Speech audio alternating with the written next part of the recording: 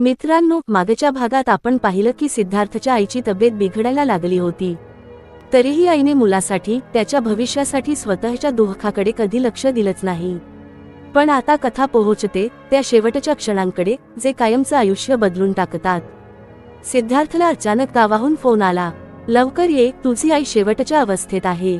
तो घाईघाईने ट्रेन पकडून गावाकडे धावला. डोळ्यांत अश्रू, मनात अपराधाची जाणीव. आईला वेळ दिला नाही, आईसाठी कधी थांबलो नाही. घरात पोहोचल्यावर आई पलंगावर पडली होती, अशक्त पण चेहऱ्यावर शांत हास्य. तिने डोळे उघडले आणि पुटपुटली, बाळा, तू आलास, एवढंच पुरेसं आहे मला. सिद्धार्थने तिचा हात घट्ट धरला, पण काही क्षणांतच तिचा श्वास थांबला. घरभर हंबरडा फोडला. सिद्धार्थ स्वतःला आवरू शकला नाही. आईच्या वस्तूंमध्ये एक लहानशी चिठ्ठी सापडली. त्यावर लिहिलं होतं, बाळा, आयुष्य कितीही व्यस्त झालं तरी कधीतरी थांबून मागे वळून बघ, कारण आई नेहमी तिथेच उभी असते, तुझी वाट पाहत, तुझं प्रेम अनुभवत. त्या शब्दांनी सिद्धार्थच्या आयुष्याचा प्रत्येक क्षण बदलून टाकला. तो जोरजोराने रडला, आई, मला माफ कर, मी तुला कधीच समजू शकलो नाही.